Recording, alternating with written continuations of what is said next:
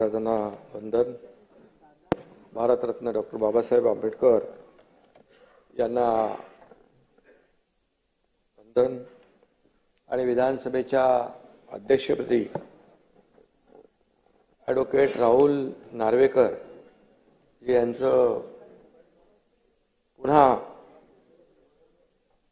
बिनविरोध निवड झाल्याबद्दल मी त्यांचं मनपूर्वक अभिनंदन करतो.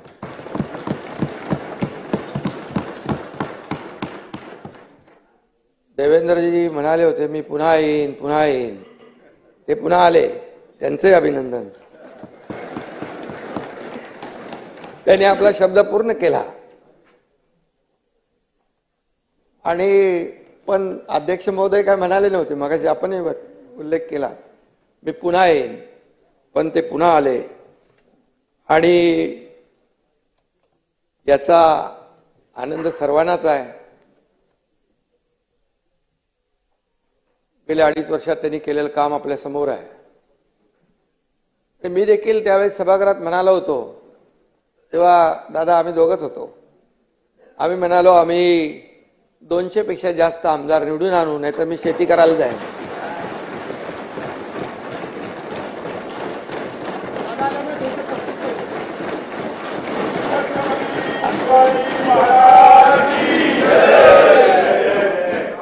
आणि तोही शब्द आम्ही पूर्ण केला. आणि त्यानंतर दादा आले, त्यामुळे त्याच्यामध्ये बोनस आलाय.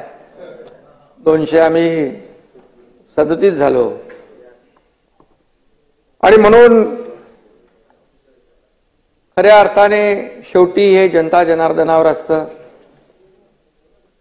लोकशाहीमध्ये आपण महायुतीला प्रचंड महाराष्ट्रातल्या जनतेने यश दिलं. आणि विकासाचं आणि प्रगतीचं नवं पर्व या ठिकाणी सुरू झालेलं आहे. गेल्या वेळी बघितलं सभागृहामध्ये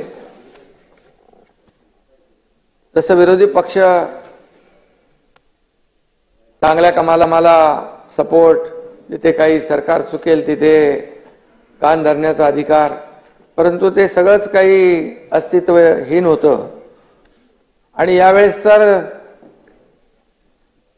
विरोधी पक्ष नेत्यापदापर्यंत म्हणजे ती संख्या लागते ना, विरोधी बाकावाची संख्या चिंताजनक आहे. असं व्हायला नको होतं.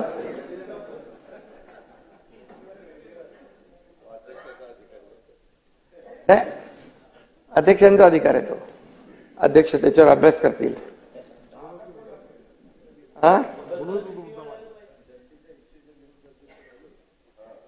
आणि अशाच काळामध्ये विधानसभेच्या अध्यक्षपदाची जबाबदारी आपल्यावर पुन्हा आलेली आहे. मुख्यमंत्री महोदयांनी सांगितलं राहुलजी अतिशय अत्यंत सक्षम, समतोल आणि समन्यायी भूमिका घेऊन काम करणारे आहेत. ते कुणावरही अन्याय करणार नाहीत नाना, याची खात्री बाळगा. गेल्या वेळेस तुम्ही म्हणाला होतात की डाव्या बाजूची जास्ती काळजी घ्या. त्यावेळेस जनतेनेच डाव्या बाजूची जास्ती काळजी घेतलेली आहे. त्यामुळे आणि अध्यक्षता आता घेणारच, कारण मगाशी सांगितलं एकदम सूक्ष्मपणे आपल्याकडे लक्ष दिलं पाहिजे. आणि अध्यक्ष महोदय ते करतील. ते कुणावरही अन्याय करण्यात येत नाहीत याची खात्री बाळगा. सर्वात तरुण अध्यक्ष हा विक्रम राहुल नार्वेकरजींनी गेल्या वेळेसच तोडलेला आहे. आणि सलग दुसऱ्यांदा अध्यक्षपदी विराजमान होण्याचा मान आपण पटकावला. आणि मगाशी त्याची उदाहरणं मुख्यमंत्री महोदयांनी सांगितली. पण बाळासाहेब भारदे यांना तो मान मिळाला होता. आणि राहुल नार्वेकर हे दुसऱ्यांदा अध्यक्ष झाले. हा दैदिप्यमान इतिहास सुवर्ण अक्षरामध्ये लिहिला जाईल. काही गोष्टी बऱ्याचशा गेल्या 2.5 वर्षामधल्या मी देखील यापूर्वी देखील म्हणालो की अनेक निर्णय अनेक विकासाची कामं, विकासाचं पर्व, वेगवान गतिमान विकास, त्याचबरोबर लोककल्याणकारी योजना, हे कमी वेळामध्ये जास्तीचं काम, जास्तीचे निर्णय लोकहिताचे, लोकाभिमुख घेण्याचं काम आम्ही केलं. हे देखील ऐतिहासिक आहे.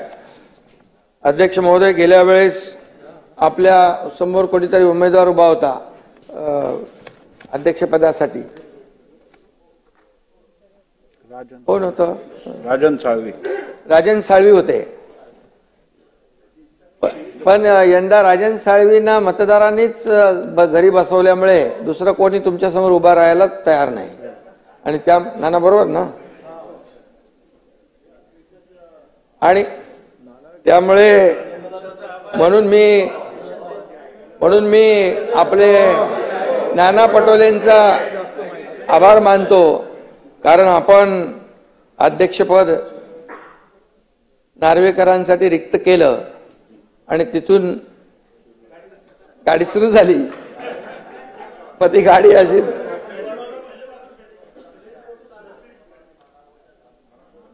आणि याचं क्रेडिट तुम्हालाच आहे.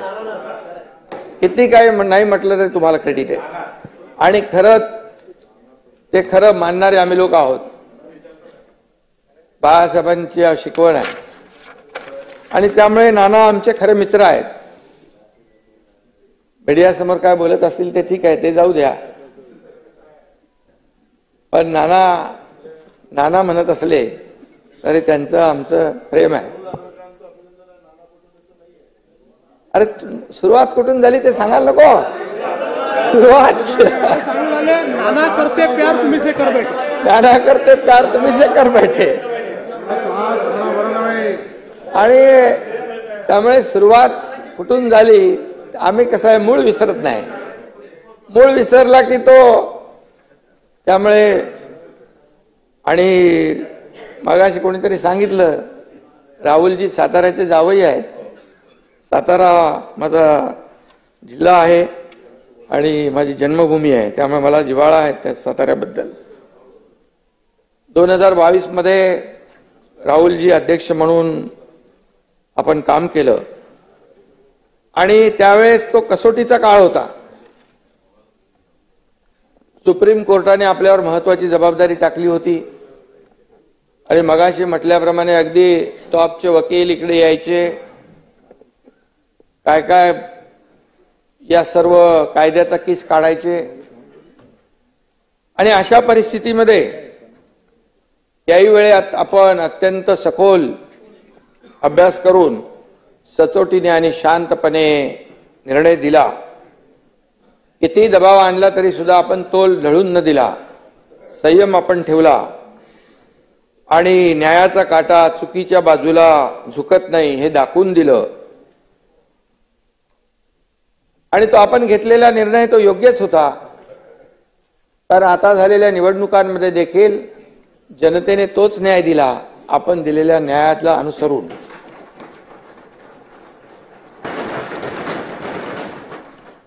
आणि हे निवडणूक निकालामध्ये स्पष्ट झालंय. शिवसेना कुणाची, त्याच्यावर आरोप प्रत्यारोप, मला आठवत आहे 2.5 वर्ष एकही दिवस असा नव्हता की सातत्याने पायरीवर बसून आरोपाच्या फैरी झडायच्या, कामकाजामध्ये सहभाग नाही आणि फक्त आरोप आणि आरोप, असा एकही दिवस गेला नाही.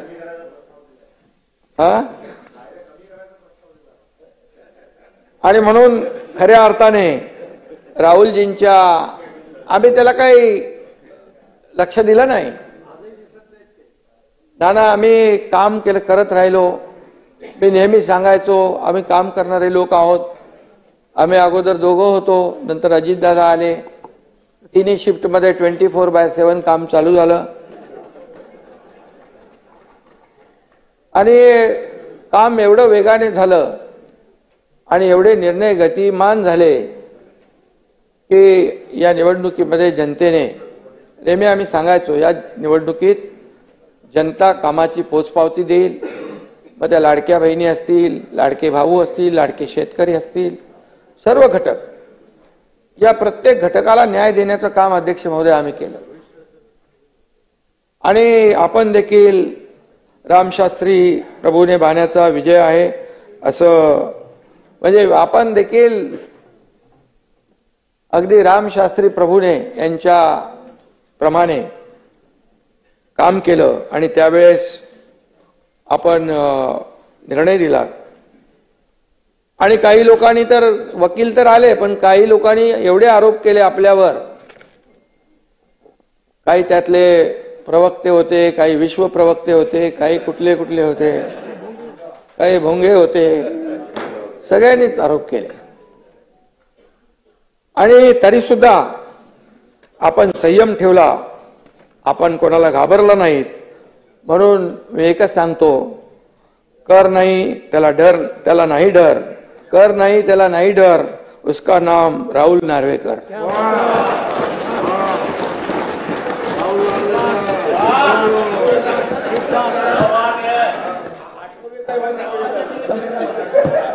आठवले साहेबांची माझी युती झाली आता. आणि खरं म्हणजे जयंतराव आहेत तर आता मजा आहे. काय जयंतराव बघा, बाळासाहेब थोरात, पृथ्वीराज बाबा गेले, नाही दिसत. सभागृहाच्या बाहेर नाना वाचले 208. नाही खरं म्हणजे बघा,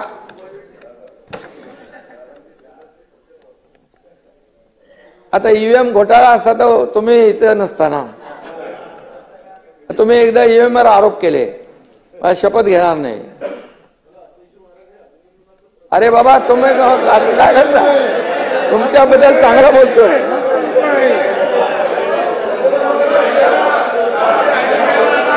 अभिनंदन.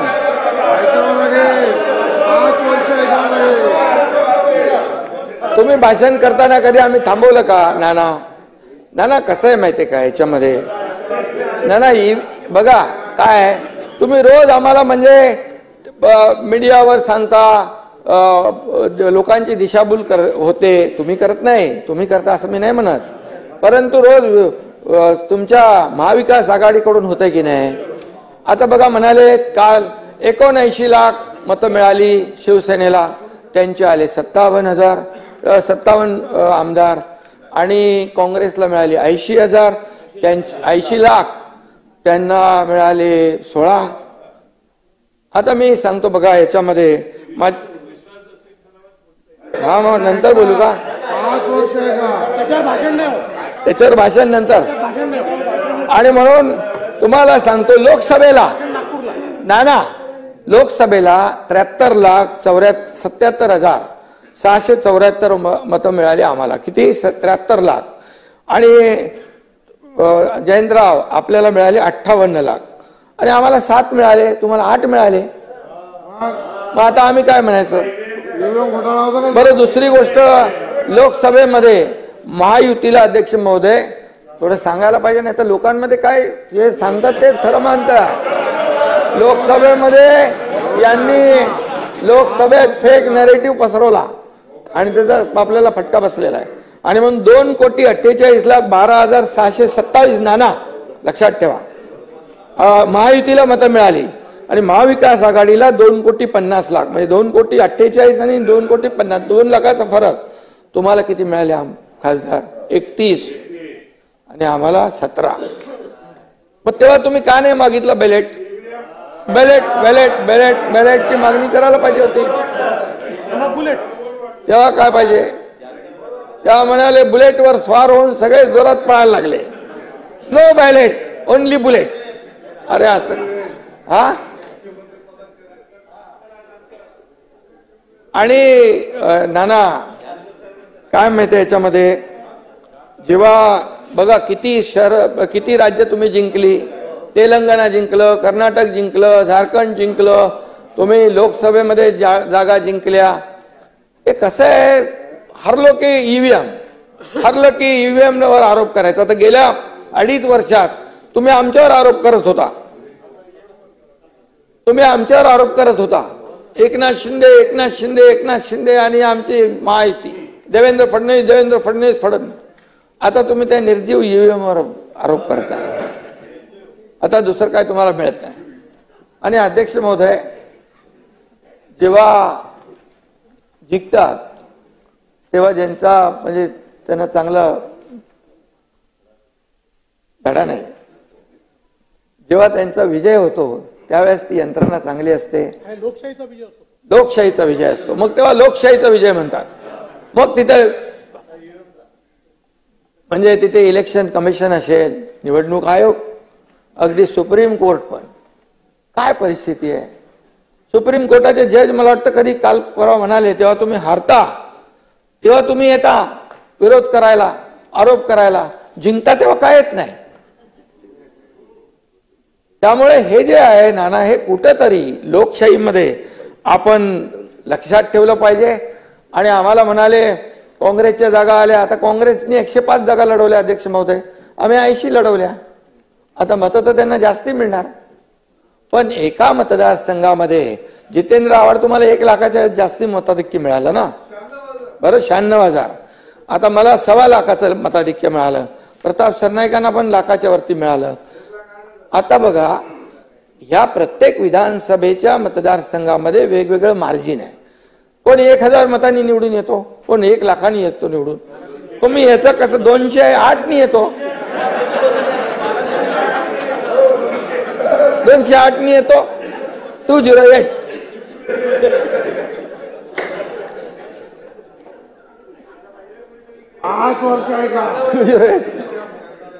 नाना आमचे मित्र आहेत. नाना, मी पण बघा एकदम सरळ मनाचा आहे, तसं नाना पण आमचा दिलदार आहे आणि बोलतो पण मन मोकळा ढाकळा मनाचा आहे. आणि त्यामुळे जे आहे ते खरं आहे ते मी बोलतो. मी खोटं कधी बोलत नाही. मी कधीच माझ्या आयुष्यामध्ये कधी कुणावरही खालच्या पातळीवर जाऊन आरोप केला नाही. हे काय, हे आपलं वस्तुस्थिती आहे. ही लोकांमध्ये गेली पाहिजे, जनतेमध्ये गेली पाहिजे की तुम्ही जे काय सांगता की याचा आता कुठं तिकडे मार्कडवाडीला तुमची सगळी गेलेली आहे. मार्कडवाडी होय, मार्कडवाडी. आता मला कोणीतरी सांगितलं मार्कडवाडीतले बाहेरचे लोक कोणी येऊ नका, मार्कडवाडीवाल्यांनी सांगितलं, आम्ही आमचं बघतो असं तिकडे कोणीतरी आता तिथले गावकऱ्यांनी सांगितलंय. तर मार्कडवाडीत जाऊ नका, तर उगाच तिकडे ते कार्यक्रम होईल. आणि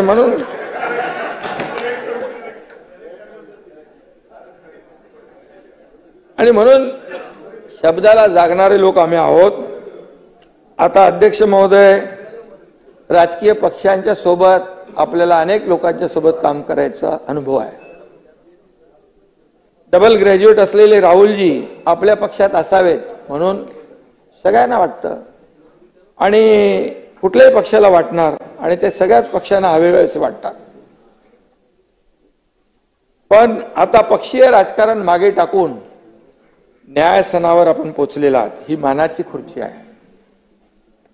आणि तुमच्या विद्वत्तेमुळे आणि निष्पृह वागण्यामुळे मला तेव्हा केस चालली होती तेव्हा टेन्शन यायचं की बोले काय होणार. पण आपण मेरिटमध्येच होतो. लोकशाहीमध्ये बहुमताला महत्व असतं. मी नेहमी सांगायचो मेरिटवर निकाल लागेल आणि आम्हाला त्याचं भय नाही. आणि म्हणून लोकशाहीमध्ये मेरिटवर आपण निकाल दिला. सुप्रीम कोर्टाने आपल्यावर जबाबदारी दिल्यानंतर आणि आपण खऱ्या अर्थाने तो निकाल दिला. मगाशी मी म्हटलो त्याच्याबद्दल. तो निकाल जनतेच्या मनातला निकाल होता आणि जनतेच्या दरबारात आम्ही गेलो. तिकडे देखील आम्हाला न्याय मिळाला. आता काही लोक म्हणतात काय दिशा आहे का, हेतू आहे का. आता जनतेने दशा दुर्दशा केल्यानंतर आता दिशा पाहून काय फायदा. जनतेने दशा दुर्दशा केली, आता दिशा पाहून काय फायदा. ही वेळ तुम्हाला नाही नाना, तुम्हाला नाही. जे काही तुमच्यातले मित्रपक्ष आहेत, आता मला वाटतं काही लोकांनी बहिष्कार टाकलेला दिसतो इकडे.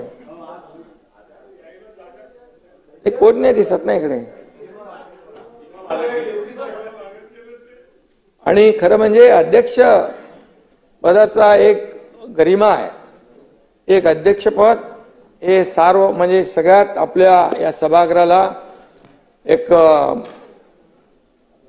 आदर्श असं हे अध्यक्षपद आहे. आणि अशा वेळेस हा ठीक आहे, जनतेने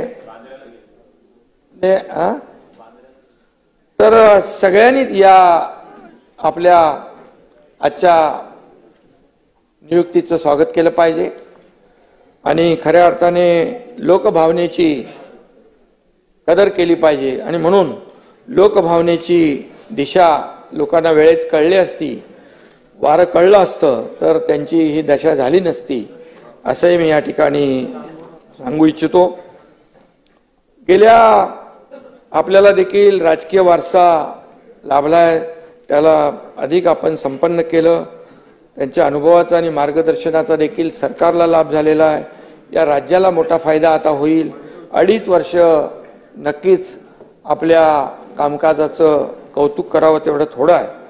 आणि म्हणून आपण सत्ताधारी आणि विरोधी पक्ष दोघांनाही समान न्याय व तत्वाने वागणूक दिली, त्याबद्दल देखील आपल्याला मी मनापासून अभिनंदन करतो आपलं. नाना यापुढे देखील आपल्याला देखील समान न्याय समान वागणूक आमचे अध्यक्ष महोदय देतील असा विश्वास बाळगा आपण. खरं म्हणजे महाराष्ट्र हे न्यायाचं राज्य आहे, शिवछत्रपतींची भूमी आहे. ही रामशास्त्री प्रभूंनी यांची कर्मभूमी आणि जन्मभूमी आहे.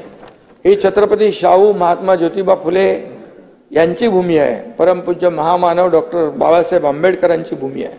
आणि म्हणून बाबासाहेबांनी दिलेल्या संविधानाचं प्राणपणाने रक्षण करणं ही आपल्या सर्वांची जबाबदारी आहे.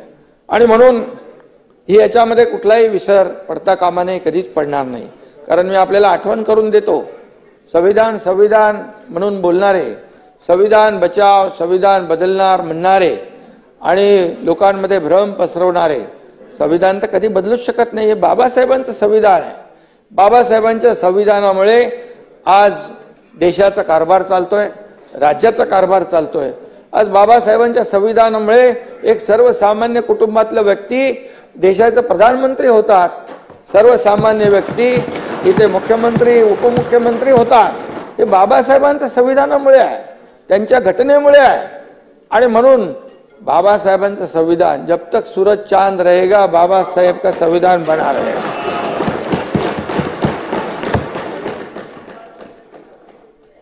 आणि म्हणून खरं म्हणजे बाबासाहेबांचं संविधान आठवण कोणी केली, कोणी ठेवली? 50-60 वर्षात कधी ठेवली आठवण? ज्यांचं सरकार होती,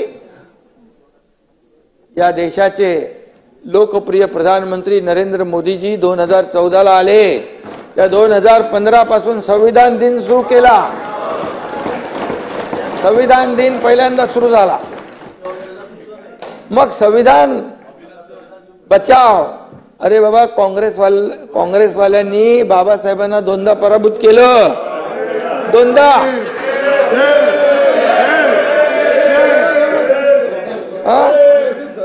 आणि बाबासाहेबांनी सांगितलं काँग्रेसचे जळकं घर आहे, लांब राहा. आता तुम्ही विचार करा बाबासाहेबांचं म्हणण्याचं. आणि म्हणून मी एवढंच सांगतो, आता आपण तालुका निहाय, किरण जिजूजी त्या दिवशी भेटले होते मला, ते म्हणाले जिल्हा निहाय तालुका निहाय संविधान मंदिर आपण बांधतोय, बाबासाहेबांचा सन्मान करतोय. आणि बाबासाहेबांनी ज्या दलित शोषित पीडित जे अन्यायग्रस्त आहेत त्यांना समाजाच्या मुख्य प्रवाहामध्ये आणण्याचं काम केलं. आणि म्हणून हे राज्य बाबासाहेबांच्या संविधानावर चालणारं राज्य आहे. आणि म्हणून आपण आता हे लोकसभेत ते चाललंय, पण विधानसभेत आपण प्रयत्न केला.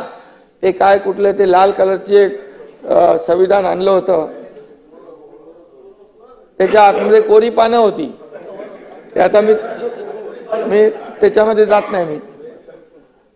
आणि त्यामुळे खरं म्हणजे आपण जी मोठी मोठी नावं मी घेतली त्या सगळ्या आभाळाएवढ्या व्यक्तिमत्वाच्या तस्विरी इकडे आहेत. आणि त्या पुतळ्यांना तस्विरींना आपण हार घालतो. आणि उठता बसता त्यांचं नाव घेतो आपण. आणि खरं म्हणजे त्यांची खरी पूजा या सभागृहातच होते. आणि या पूजेचे मुख्य पुरोहित म्हणून नार्वेकरजींचं कार्य तुम्हाला पुढे न्यायचं आहे व पौरोहित्य करत. आणि म्हणून त्यामुळे त्यांची आपण आपल्या 288 जणांची तुमच्या सकट आमची सगळ्यांची जबाबदारी आहे. आणि या अध्यक्ष स्थानाला विशेष एक महत्त्व आहे. हे कायदे मंडळ आहे. इथे आपण वेगवेगळे कायदे तयार करतो. छोट्यातला छोटा प्रश्न व मोठ्यातली मोठी अडचण सोडवण्याची क्षमता देखील या सभागृहामध्ये आहे. विरोधी पक्षाला माझं एकच आव्हान आहे, विनंती आहे, जनभावना ओळखून केवळ विरोधाला विरोध करण्याची वृत्ती सोडून द्या. आता तरी जनतेची भावना काय लक्षात घ्या. आणि आज जनतेनेच आज कौल दिलेला आहे. आणि म्हणून जनभावनेची कदर करा. आरोपापेक्षा आपण सरकारच्या चांगल्या कामांमध्ये सहकार्य करा. जिथं सरकार काही चुकत असेल, जरी तुम्ही कमी असाल तरी सुद्धा आम्ही तुमची नोंद नक्की घेऊ. आणि जिथे सरकार लोकभावनेच्या बाबतीत जनतेच्या विकासाच्या बाबतीमध्ये कुठेही त्रुटी राहील तर नक्की आपण आपल्याला विचारू शकता, आपल्या सूचना करू शकता. एवढ्या मोठ्या भावनेने आम्ही काम करणार आहोत. आणि म्हणून महाराष्ट्राला विकासाच्या नव्या आपल्याला महामार्गावर नेण्यासाठी आपण सगळे मिळून या ठिकाणी सज्ज होऊया. अध्यक्ष महोदय, विधानसभेत अनेक ज्येष्ठ सदस्यांसह अनेक लोक निवडून आलेले आहेत. नवीनही तरुण आपले आमदार निवडून आलेत. काही जुने आहेत, कोणी चौकार मारलाय, कोणी षटकार मारलाय आणि कोणी आणखी त्याच्यापेक्षा जास्त निवडून आलेले आहेत. 7 वेळा निवडून आलेत. आणि कालिदास किती वेळा आले? 9 वेळा. हा, म्हणून तुम्ही आता आज स्पीकर म्हणून होते. तुमची सिनियरिटी लक्षात घेऊन तुम्ही गेल्या वेळेस होतात, यावेळेसही होता. पण नाही, असं नका करू. परमनंट नका, परमनंट प्रोटेम. आणि म्हणून मी आपल्याला अध्यक्ष महोदय, आपल्या मार्गदर्शनाखाली या सर्व तरुणांना खूप काही शिकता येईल. आणि म्हणून आपल्याला मी मनापासून पुन्हा एकदा शुभेच्छा देतो. या ठिकाणी हे सभागृह तुमच्याकडे एका वेगळ्या अपेक्षेने पाहते. जनतेचा आवाज इथं घुमला पाहिजे, समस्यांची तड लागली पाहिजे, अन्यायाला थारा इथं असता कामा नये. कारण या सभागृहाचा एक वेगळा डेकोरम आहे, या सभागृहाची एक वेगळी गरिमा आहे, त्या सगळ्या सभागृहाचं एक वेगळं पावित्र्य आहे. आणि त्यामुळे हे पावित्र्य राखण्याचं काम आपल्याला सगळ्यांना मिळून करायचं आहे. आणि जास्तीत जास्त लोकहिताचे प्रश्न या ठिकाणी मांडले जातील अशा प्रकारची प्रत्येकाची भावना आहे. माझी तीच भावना आहे. आणि म्हणून विरोधी पक्षाने देखील याचं भान ठेवलं पाहिजे. आणि म्हणून आपण कायदेतज्ञ आहात, मगाशी सांगितलं देवेंद्रजींनी. आपल्या ज्ञानाचा उपयोग राज्यातील शेतकरी, कष्टकरी, कामगार, महिला भगिनी या सर्वांच्या समस्या सोडवण्यासाठी नक्की होईल. आणि मी हेही म्हणेन, तुम्ही म्हणजे जास्ती अतिशयोक्ती नाही, परंतु तुम्ही या सभागृहाचा कोहिनूर आहात. आणि म्हणून मी अरे झाकलं नाही, वरती बसलेले आहेत, चमक थांबणार नाही. आणि म्हणून हा लौकिक कायम राहील अशा प्रकारचं तुमच्याकडून काम होत राहील. आणि मी एवढंच सांगतो की कोणी असो, सत्ताधीश असो वा विरोधी पक्ष, योग्य न्याय देतील विधानसभा अध्यक्ष. आणि म्हणून नानाजी,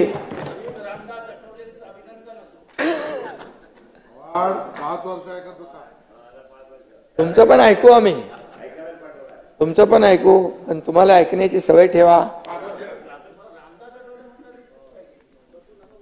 ते योग्य वेळी योग्य लोकांचं ऐकत नाही म्हणून अशी परिस्थिती झाली. अशी परिस्थिती झाली. म्हणून मी पुन्हा एकदा विधानसभा अध्यक्षांचं मनापासून अभिनंदन करतो. मनापासून आपल्याला पुढच्या वाटचालीस शुभेच्छा देतो. आणि थांबतो. धन्यवाद. जय हिंद, जय महाराष्ट्र. महाराष्ट्राच्या